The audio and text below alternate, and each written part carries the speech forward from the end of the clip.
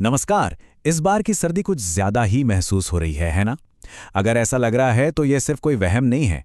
ये असल में भारत के बदलते मौसम का एक बड़ा संकेत है जिसके तार पूरी दुनिया से जुड़े हुए हैं। तो चलिए इस पूरी कहानी को समझते हैं और पता लगाते हैं कि आने वाले महीनों में हमें और कितनी ठंड का सामना करना पड़ सकता है।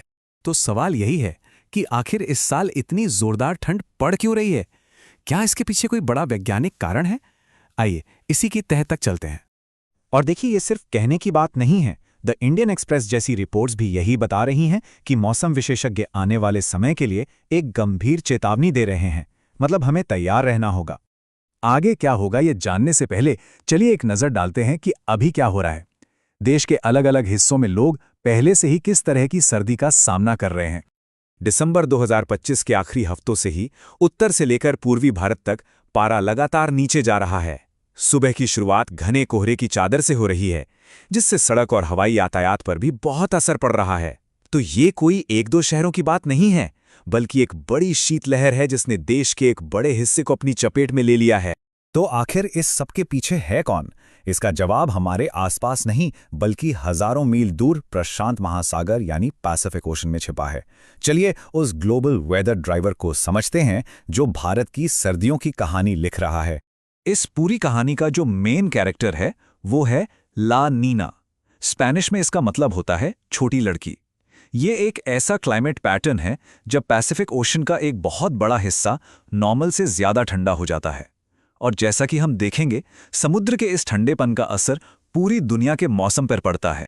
तो ये ला नीना काम कैसे करता है, इसे 3 आसान स्टेप्स में समझते हैं। सबसे पहले पैसिफिक ओशन का पानी ठंडा होता है। इसकी वजह से व्यापारिक हवाएं या ट्रेड विंड्स और मजबूत हो जाती हैं और गर्म पानी को एशिया की तरफ धकेलती हैं। बस यही बदलाव पूरी दुनिया के एटमॉस्फेरिक सर्कुलेशन को बदल देता है, जिससे ठंडी हवाओं को भारत की तरफ आने का एक सीधा रास्ता मिल जाता है और नतीजा कड़ाके की ठंड। इसे यूं समझिए, ला नीना और अल नीनो एक ही सिक्के के दो पहलू हैं। ला नीना में पैसिफिक ओशन ठंडा होता है, जबकि अल नीनो में ये गर्म हो जाता है। एक ठंडा फेज है, दूसरा गर्म। इस साल हम ठंडे फेज में हैं, यानी ला नीना के असर में, और हमारी ठंड का बड़ा कारण यही है। और ये कोई थ्योरी नहीं है। हमारा भारत मौसम विभाग यानी IMDB इस बात की पुष्टि कर चुका है कि प्रशांत महासागर में ला नीना की स्थिति एक्टिव है। मतलब हम जो ठंड महसूस कर रहे हैं उसके पीछे एक ठोस वैज्ञानिक कारण मौजूद है। तो अब जब हम ये जान गए हैं कि ऐसा क्यों हो रहा है, तो अगला सवाल है, आगे क्या होगा? आइए देखते हैं कि IMD ने आने वाले महीनों के लिए क्या भविष्यवाणी की है। अच्छा, अब इन 2 नक्शों को ध्यान से देखिए। बाईं तरफ वाला नक्शा रातों के तापमान के बारे में बता रहा है। इसमें जो नीला रंग दिख रहा है, खासकर मध्य और उत्तर पश्चिम भारत में, उसका मतलब है कि रातें सामान्य से ज्यादा ठंडी होने वाली हैं। अब दाईं ओर वाला नक्शा देखिए, ये दिन के तापमान का है। यहां भी देश के ज्यादातर हिस्सों में नीला रंग है, जिसका मतलब है कि दिन भी नॉर्मल से ज्यादा ठंडे रहेंगे। तो सीधा सा हिसाब है, ठंडी रातें और ठंडे दिन।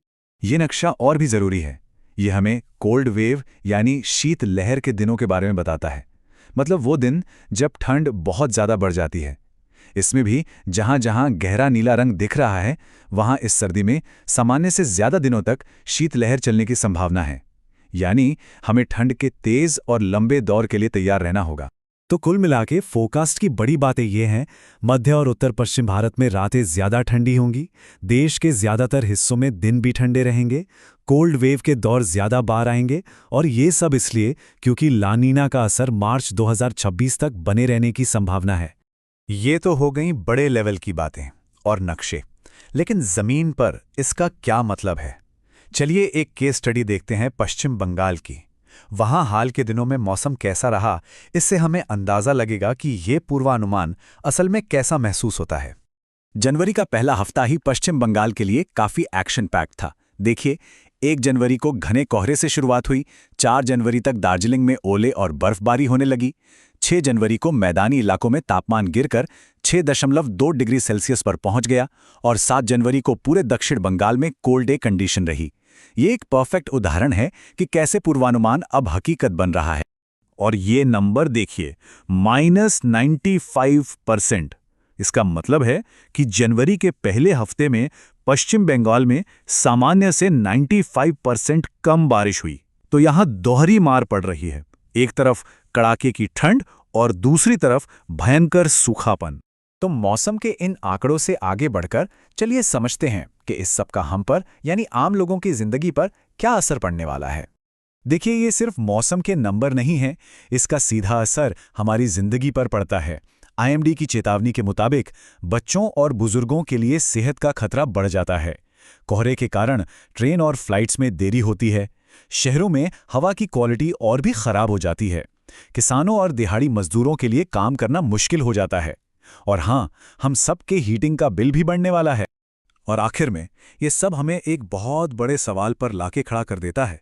क्या ये जो कड़ाके की ठंड हम झेल रहे हैं, ये सिर्फ इस एक साल की बात है, या फिर ये बदलते हुए क्लाइमेट में हमारे नए नॉर्मल की एक झलक है? ये एक ऐसा सवाल है जो न सिर्फ वैज्ञानिकों के लिए बल्कि हम सभी के लिए बहुत ज़रूरी है।